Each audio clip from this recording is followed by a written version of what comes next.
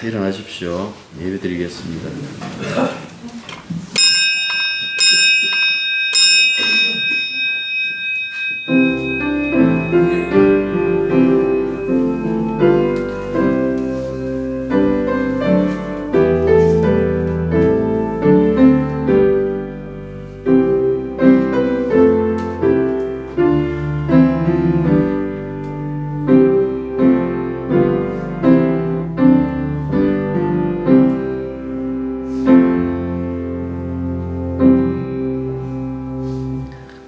교회력으로 대림절입니다.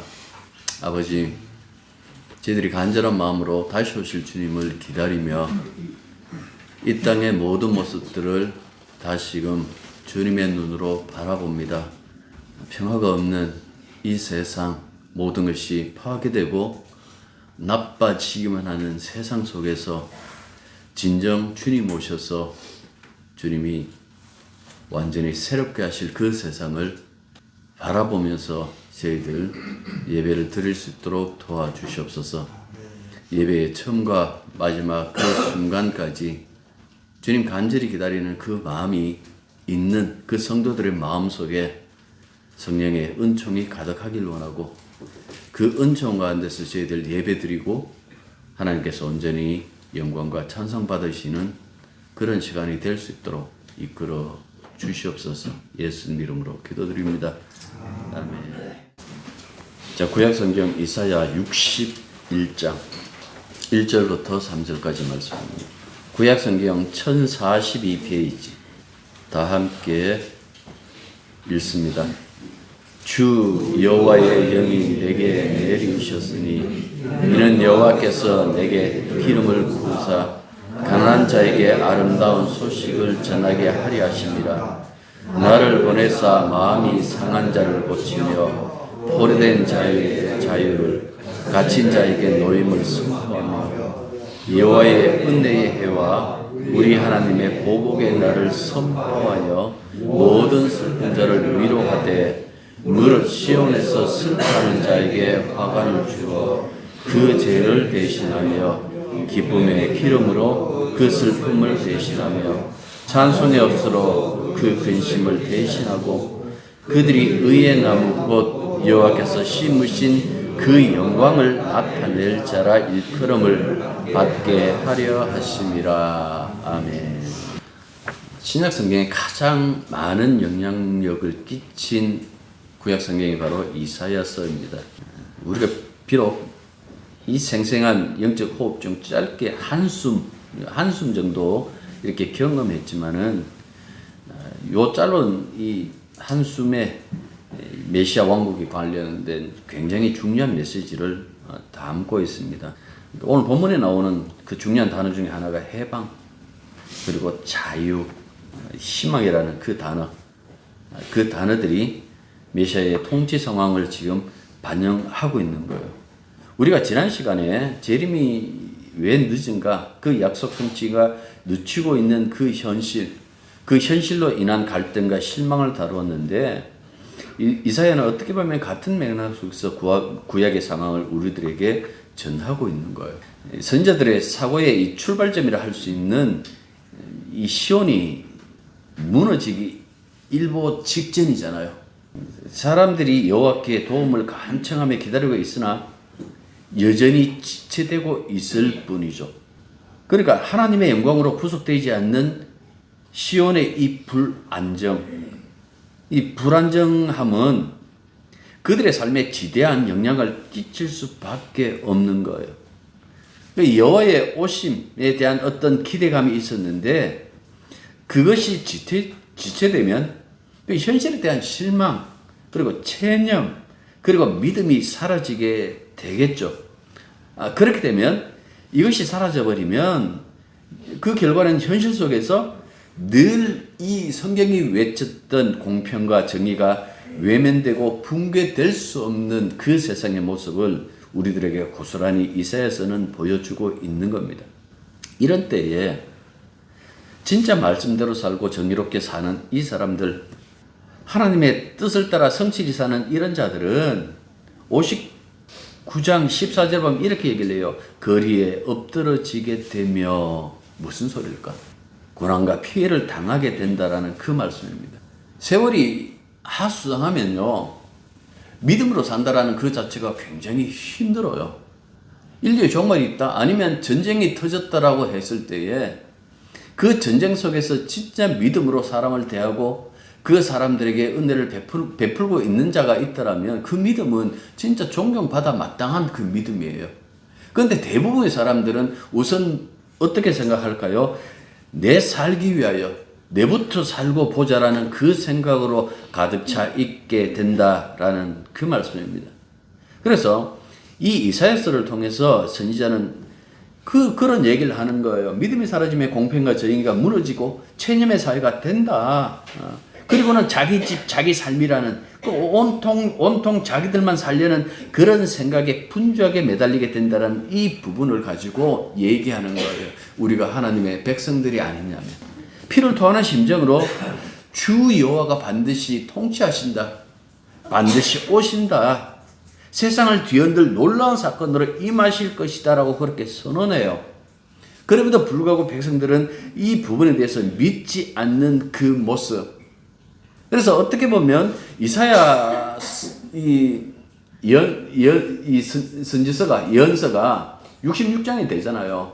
근데 이 66장을 이렇게 바라보시면 뭔가 끊임없이 소망하고 있고 갈망하고 있는 그 모습으로 끝이 나요.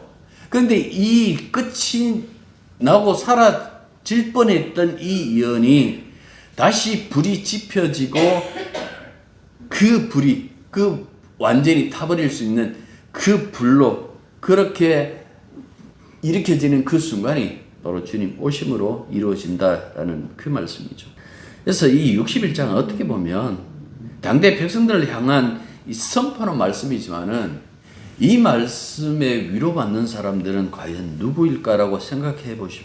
그들은 결국 믿음이 있는 자들, 믿음으로 말미암아 살아가는 자들만 이런 예언의 위로를 받고 기다림의 그 삶을 사는 것이지, 대부분의 사람들은 뭡니까? 지금의 그 삶에 주목하면서 내 사는데 바쁜 그 모습을 보여줄 수밖에 없다라는 그 얘기입니다. 하나님이 오신다라는 그 얘기잖아요. 그러니까 하나님이 오신다라는 것은 정말 신앙이라면 신앙인의 위로가 되어야 되고 힘이 되어야 되는 거예요. 주님 재림이 얘기했을 때, 주님 다시 오신다라고 했을 때에 이게 굉장히 우리들한테는 힘이 되고 내가 믿음으로 살아가는 하나의 그 근거가 되어야 되는데, 그걸 상실해버리면 결국 뭡니까?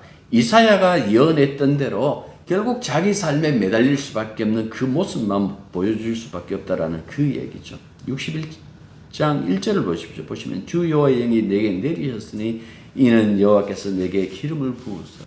이 역사적으로 보면 시온을, 그러니까 이스라엘 백성을 하나의 내가라고 이렇게 얘기할 수 있겠지만은 신약에서는 이 부분이 바로 그리스도에게 임했다라고 이렇게 얘기를 하고 있거든요. 여기 보면 여호와의 영을 부어 주셨다라는 것과 기름을 부어 주셨다, 여러분 이 같은 의미예요. 하나님이 특정한 직무를 맡기려고 그를 구별하고 세우셨다라는 그 의미죠. 이렇게 기름을 붓고 주의 영을 부어서 구별한 직책으로 있는 그 사람들이 구약성경에 보면 왕, 제사장, 또 한 그룹이 있죠. 선지자, 예언자. 왜 하나님께서 그들을 구별하셨을까요? 이유는 하나예요. 하나님의 명을 받들게 하기 위하여. 하나님은 자신이 맡긴 일을 할 수 있도록 그에게 당신의 영을 부어주셨다, 기름 부어 또한 구별하셨다라고 이렇게 얘기를 하고 있는 거예요. 이 이사야의 이런 예언은 이스라엘 역사의 정말로 어떻게 보면 해석이에요. 여기 보면 그 다음 보시면 가난한 자에게 아름다운 소식을 전하게 하려 하심이라 나를 보내서 마음이 상한 자를 고치미, 이렇게 있잖아요. 요 부분은 뒤에 있는 이 부분, 이거는 희년 이야기거든요. 그러니까 레위기 25장 8절부터 12절에 보면 희년이라고 있다고요. 희년이 있는데 이 희년을 종말론적으로 해석해갖고 지금 풀어가지고 우리들에게 설명해주고 있는 거예요. 희년이라는 것은 50년, 매 50년. 그 어디에 뿌리가 있는 거 하니까 여러분들 안식일, 일곱째 날 안식일, 제7년이 뭡니까? 안식년. 그 다음에 그 안식년이 7번, 77이 49잖아요. 그러니까 49번째 해도 안식년이고, 특별히 그 다음 해를 가지고 희년하고 그렇게 얘기를 했어요. 근데 이 희년이라는 것을 여러분들 가만히 생각해 보십시오. 이 뿌리가 뭐냐? 안식년? 안식년의 뿌리는 뭐냐? 안식일. 요렇게 가면 요 부분이 굉장히 중요한데, 십계명을 설명하는 것이 구약 성경에 두 군데 있어요. 하나는 출애굽기 20장에 나오고, 또 하나는 신명기 5장에 나와요. 특히 이 안식일 부분, 이 안식일 부분이 조금 달라요. 출애굽기 20장에서는 창조와 연결이 되어져 있고, 신명기 5장에서는 이 안식일이 출애굽 사건하고 연결이 되어져 있어요. 요 둘 사이는 광야 40년이라는 이들이 범죄하고 징벌받는 그 40년이라는 세월이 들어갔는데, 한쪽은 창조 이야기를 하면서 내가 모든 것을 다 짓고 난 다음에 제7을 구별하여 거룩하게 지켰습니다 하고 너희들도 안식일을 지켜라라고 그렇게 요구했어요. 출애굽기 20장에서. 그런데 신명기 5장에서는 뭐라고 얘기를 하는가? 내가 너희가 종되었던 애굽에서 건져내었기 때문에 너희들은 이 안식일을 거룩하게 지켜라 라고 이렇게 얘기를 해요. 그러니까 앞에서 안식일은 뭡니까? 창조하고 연결되어져 있고, 뒤에 안식일은 구속하고 연결되어져 있어요. 그런데 여러분들에게 자주 말씀드린 것처럼 창조와 구속은 다른 것이 아니에요. 왠가하니까 구속을 때로는 새 창조 혹은 창조의 완성이라고 그렇게 말씀하기 때문에 이 안식일, 안식년, 희년, 이 모든 것은 다 하나님의 창조와 연관되어져 있다라는 그 말씀입니다. 자, 왜 이 말씀을 드리는가 하니까 이 진정한 이 희년, 진정한 안식년, 진정한 안식이라는 것은 그냥 인간들이 어떻게 보면 우리 사회적인 합의를 이루어 가지고 우리 이렇게 합시다 해갖고 될 일이 아니에요. 놀랍게도 구약성경 읽어보시면 이들이 안식년 지켰다라는 그 말이 없어요. 안식년 안 지켰다면 희년은요 더더욱이 없을 수밖에 없어요. 분명히 이들에게 요구하셨음에도 불구하고 그 부분에 대한 어떤 흔적도 남아있지 않고, 안식일은 있는데요 그 안식일조차 더럽혀져 있는 그 모습. 왜 하필이면 지금 한참 장사 잘 되는데 안식일이야. 그래서 안식일에 뭘 생각하느냐 하니까 빨리 이날 끝났으면 좋겠다. 빨리 가서 나 장사했으면 좋겠다. 여러분들 선지서에 그렇게 이야기를 할 만큼 이 사람들이 가지고 있는 그 개념 그 자체에 진정한 하나님이 창조하신다, 하나님이 구속하셨다라는 그 생각은 없었다라는 그 말씀입니다. 희년은 여러분들이 성경을 읽어보셔서 아시겠지만은 모든 것이 원칙이 되는 거예요. 안식년도 그렇지만은 특히 희년은 원래 자리에서 벗어나 있는 모든 것들이 다시 제자리로 돌아가는 것을 가지고 희년하고 이렇게 얘기를 해요. 제가 읽어볼게요. 레위기 25장 10절.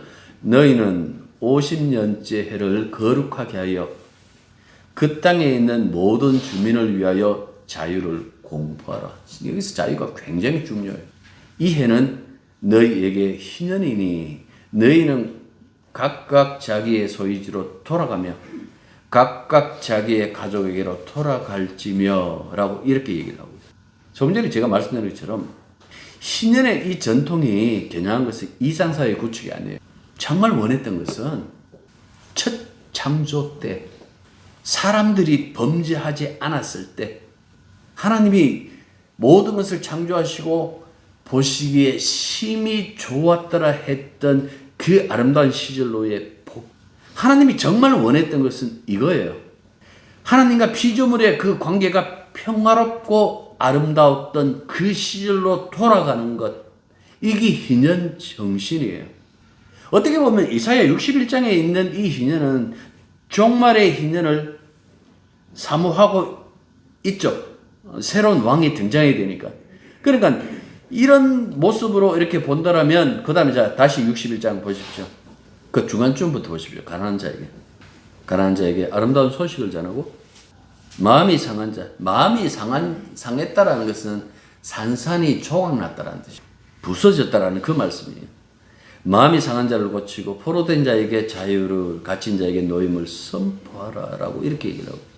그러니까 이 말씀의 내용은 어떻게 보면 희년에 일어나야 할 그 일과 정확하게 일치하고 있어요. 이런 일이 일어나야 된다라는 그 말씀입니다. 이사야가 66장이잖아요. 그러니까 긴 연서 내내 일관되게 주장했던 것이 무엇인가 하니까 여러분들 바로 이 자유예요. 너희만 자유 누리지 말고 모든 자들이 자유를 누리게 하라는 거예요. 아마 뭐 진보적인 학자들은 이사야 61장을 포로 이후에 기록되어 있다라고 그렇게 얘기를 해요. 어쨌든 만약에 이 사람들이 이게 언제 기록되었던 간에 바빌론 포로지에서 유배지에서 벗어나 고향으로 돌아갈 때에 진짜 믿음 있는 사람은 이 부분을 생각했을 거예요. 그런데 공교롭게도 이 말씀은 예수님이 회당에서 가장 처음 읽으신 말씀이다 하고 얘기하고 있어요. 누가복음에서. 누가복음 4장을 보면 예수님이 광야에서 시험을 받으시고 자기가 어릴 때부터 자랐던 그 갈릴리에서 전도를 시작하셨다라는 그 사실을 전해요. 그리고 자라난 곳인 나사렛의 회당에 들어가서 읽으신 첫 예언서가 바로 이사야서였고 이 이사야 예언서를 받았던 이 주님이 바로 이 대목을 펴가지고 본인이 직접 펴가지고 읽으셨다라고 이렇게 말씀하고 있어요. 누가복음 4장 18절부터 19절 제가 읽습니다. 주의 성령이 내게 임하셨으니 이는 가난한 자에게 복음을 전하게 하시려고 내게 기름을 부으시고 나를 보내서 포로된 자에게 자유를 눈먼 자에게 다시 보게 함을 전파하며 눌린 자를 자유롭게 하고 주의 은혜해라는 것은 희년을 얘기하는 거예요. 은혜해를 전파하게 하려 하심이라 하였다라고 이렇게 얘기를 하고 있어요. 그러니까 회당에 모인 자들에게 이 말씀을 하신 거예요. 그러니까 이 말씀을 읽어놓고 하시는 말씀이 뭔가는 그들을 쳐다보고 하는 말씀이 오늘 여러분들이 기회 들은 이 말씀이 여러분들에게 응했습니다. 여러분들에게 응답되었습니다 하고 그렇게 얘기를 했어요. 물론 이렇게 얘기를 하자 사람들이 예수님을 구주로 안 여겼어요. 요셉 아들 아니냐라고 이렇게 나와요. 그리고 배척하는 그 장면들이 뒤에서 나온다고요. 도대체 왜 예수님은 이 이사야 예언이 그들에게 이루어졌다, 나에게 이루어졌다라고 그렇게 얘기했을까? 그 근거가 무엇일까? 예수님이 세례 받으실 때 성령이 임하셨다 하고 그렇게 말해요. 누가복음 3장 22절. 그리고 4장 1절에는 성령의 인도를 따라서 그 광야 40일 동안 금식하시면서 거기서 시험 받으시는 예수님의 모습이 나오십니다. 세례를 받으셨다? 성령이 임하셨다? 성령의 이끌리심을 받으셨다라는 그 이야기는 뭡니까? 하나님이 명령한 일들을 지금 수행하고 있다라는 그 사실을 보여주고 있는 거예요. 이 부분이 굉장히 중요하죠. 우리 역시 마찬가지입니다. 다들 이렇게 얘기를 해요. 우리는 성령에 의해서 살아간다라고. 사도행전에 따르면 예수 공동체는 곧 성령 공동체예요. 이게 다른 말이 아니에요. 우리에게 오신 성령님이 고스란히 예수님의 그 모든 것들을 가지고 오셨으니까. 이런 성령의 활동들이 신약 성경에 가득 차 있는데 우리가 성령 안에 있다? 우리가 성령 받았습니다라고 했을 때에 예수를 주라고 입으로 고백할 뿐만 아니라 그분 안에서 하나님의 다스림을 받고 있다라는 그 의미도 있는 거예요. 끊임없이 제가 교회에 나오는 것이 신앙이 아니다라고 그렇게 시비 걸었던 그 이유가 우리 안에 진짜 우리가 성령을 받고 예수를 믿게 된다라면 하나님의 다스림이 우리 속에 있어야 된다라는 그 점을 분명히 말하기 위하여 그렇게 시비 걸었던 거예요. 여러분들은 성령이 어떤 분이라고 생각하세요? 성령 충만하게 해 주십시오라고 그렇게 기도하는데 그 도대체 충만하면 어떤 일이 벌어질까요? 참 많은 사람들이 성령을 도구화해요. 성령을 마치 자신의 권위를 나타내는 그 도구로 이용한다라는 그 말씀입니다. 소위 말해서 성령 충만했다라는 사람들은 이런 사람이 기도빨 좀 있는 사람들. 근데 그 기도빨 있는 사람들이 어떤 모습을 드러내느냐는 것이 굉장히 중요하겠죠. 그 기도빨 있는 사람들이 성령이 충만하다고 하는 그 나타내는 그 작태가 뭔가 하니까 무당처럼, 때로는 그 점쟁이처럼 입절이니까 기도 많이 하는 사람에게 찾아가고, 옛날에 그런 일 빌비제에서 지금도 뭐 있겠지. 우리 합격하겠어요. 기도해보자. 합격하신다 그러니. 거기서 끝납니까? 헌금을 명목으로 자기 것 챙기죠. 거저 받았으니 거저 줘라. 오늘 본문 보십시오. 가난한 자에게 아름다운 소식. 도대체 가난한 자에게 아름다운 소식, 이 복음이 뭘까? 정부에서 무상소득을 보장해 주는 것, 이게 아름다운 소식일까요? 아니면 무이자로 충분하게 돈을 빌려주는 것을 상상하는 것이 아름다운 소식일까요? 여러분들, 아름다운 소식을 전하다라는 그 의미로 쓰인 이 히브리 동사 바사르. 근데 놀랍게도 이 단어가 사용되는 것마다 거의 하나님의 다스림이 아름다운 소식으로 제시되고 있는 거예요. 도대체 복음이 뭘까? 가난한 자에게 복음이 뭘까? 돈이 아니었어요. 하나님이 다스리신다. 이게 일반적으로 하나님 나라라고 그렇게 얘기를 해요. 너에게 하나님 나라가 임했다. 하나님의 통치가 임했다. 하나님이 친히 다스리신다. 이스라엘에 보면 왕을 세웠잖아요. 하도 왕 달라 그래요. 그래, 왕 세워라 하고 이제 왕 세워요. 왕 세우는데 그 왕이 하는 역할이 뭐예요? 제일 중요한 역할이 그 하나님이 통치하는 것처럼 통치하는 거예요. 그러기 위해서 항상 자기 옆에다가 성경을 놔둬야 돼요. 그게 제일 중요했어요. 시편 71편 우리 지나왔어요. 거기 보면 왕을 위한 기도가 거기에 있어요. 거기 보면 이렇게 얘기를 해요. 왕에게 판단력, 그리고 정의. 근데 이 판단력 했는 것이 공평으로 이렇게 번역되기도 해요. 소위 말해서 이사야에서 가장 많이 나온 단어 중에 공평과 정의, 미슈파트, 그리고 체데크. 이 두 단어가 계속해서 나온다고요. 그러니까 공평하고 정의로움. 그 왕이 다스려야 되는 것은 공평과 정의에 있다라는 그 말씀입니다. 우리 편에게 정의가 아니고, 공평이라는 것은 그 누구에게도 그 가난하다라는 그것이 전혀 해가 되지 않는 그 상황에서, 그리고 부유하다라는 그 자체가 힘이 되지 않는 그 상태, 그걸 공평이라고 그러잖아요. 그 공평과 정의, 그것으로 백성을 다스리게 해달라고 기도하는 것이 시편 72편이에요. 하나님께 속한 백성들을 다스리는 원칙이 무엇인가? 공평과 정의였어요. 도대체 이렇게 다스리면 결과가 무엇일까? 백성들의, 그 모든 백성들의 마음속에 임하는 샬롬이라 그랬어요. 그 평화, 이 정치적인 평화 말고요. 우리 잠시 좀 우리 싸우지 말자, 뭐 이런 평화 말고 정말 하나님과의 그 피조물과의 그 관계가 완전히 회복된 그 상태의 그 평화. 그래서 72편 3절에 보면요, 이렇게 얘기를 해요. 의로 말미암아 산들이 백성에게 평화를 주며 작은 산들도 그리하리로. 이게 뭔가 하니까 모든 그 창조주와 피조물 간의 그 관계의 그 평화, 이 왕의 다스림, 그 4절에서는 이 통치가 어떻게 구현되는지 구체적으로 서술해 주고 있어요. 그가 가난한 백성들의 억울함을 풀어주며 궁핍한 자의 자손을 구원하며 압박받는 자를 꺾으리로다. 이사야, 지금 우리가 읽던 이 본문과 다르지 않죠. 그 왕이 수행해야 될 이 정치력은 오로지 여기 공평과 정의, 이렇게 통치할 때에 백성들이 기뻐하며 하나님을 찬양한다라고 72편은 노래하고 있는 겁니다. 이렇게 정치를 하면, 그렇게 정치하면 그것이 재앙인 사람들이 있어요.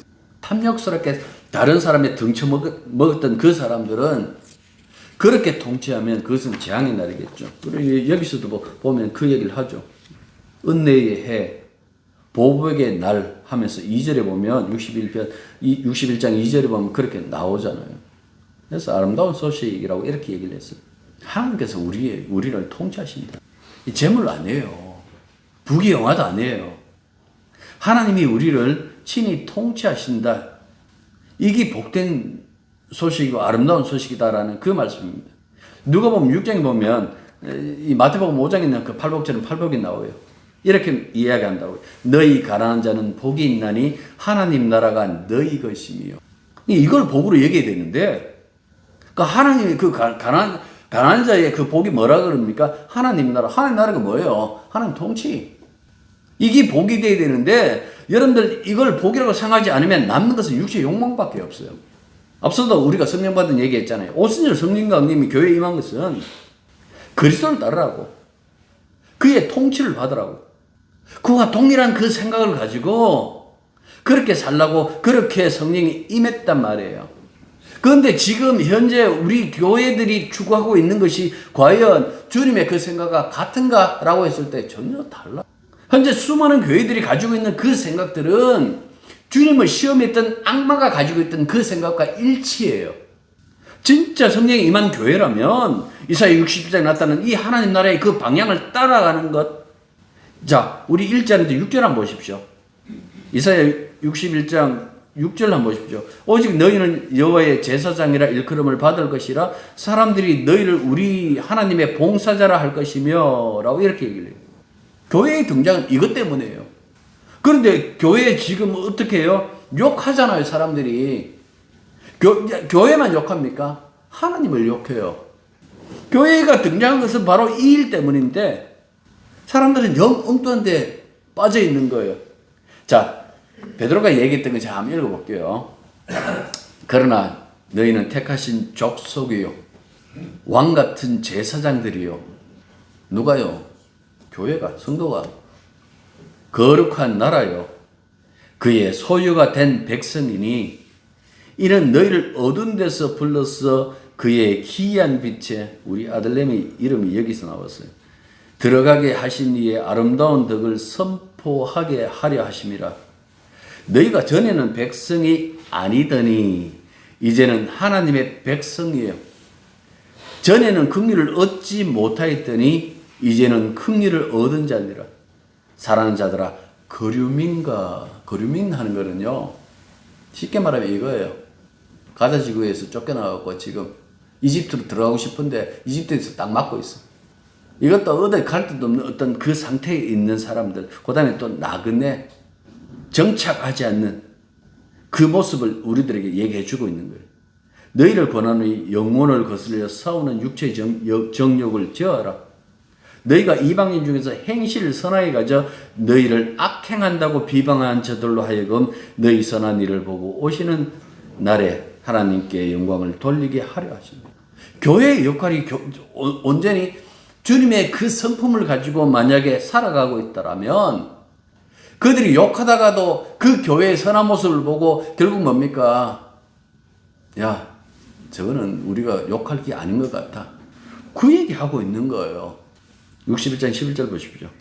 땅에 싹을 내며 동산이 거기 뿌린 것을 움돋게 함같이 주 여호와께서 공의와 찬송을 모든 나라 앞에서 솟아나게 하리로다. 또 나오네요.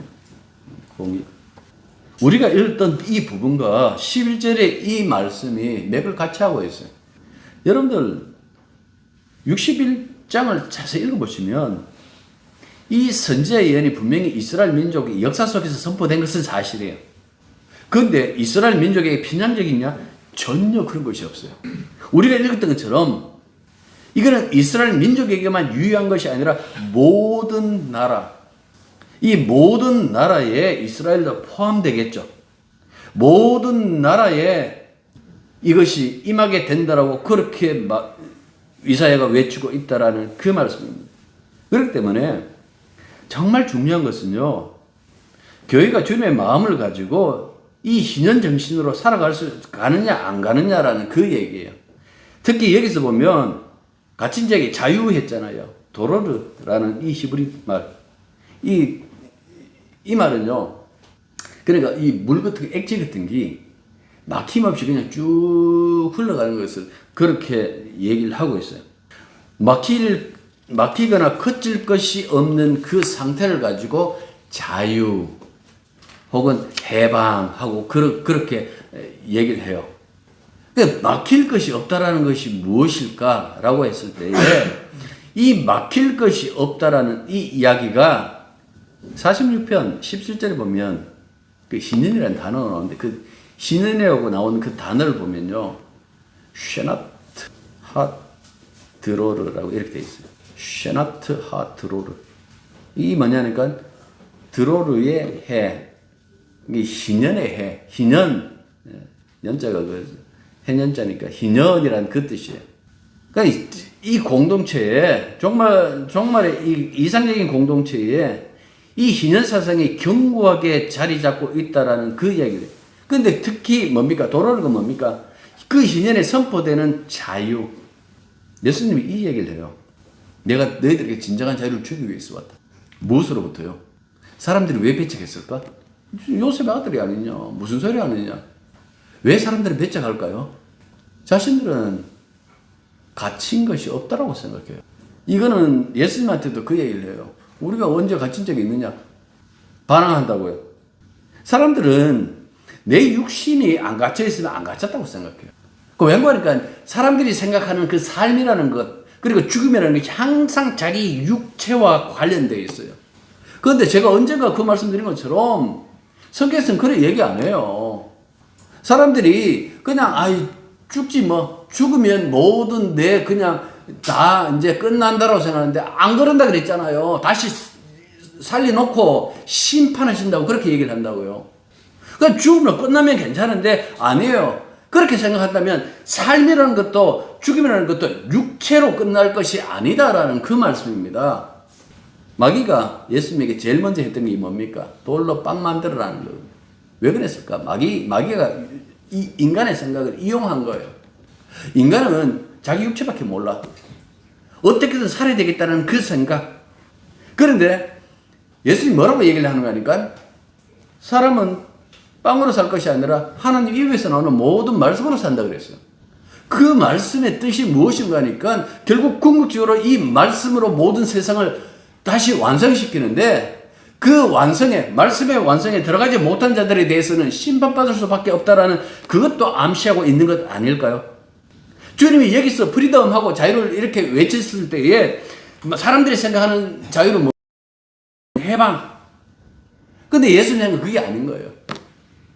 인간을 궁극적으로 지배하고 있는 죄, 궁극적으로 통치하고 있는 그 사망, 그 죄와 사망으로부터의 자유, 그 해방을 희년 얘기하면서 예수님께서 이렇게 얘기를 하는 거예요. 오늘 이 말이 너희 귀에 들었던 대로 너희들에게 응했다. 그래서 십자가에 지신 거예요. 세상에 오셔서 이 말씀을 응하게 하기 위하여.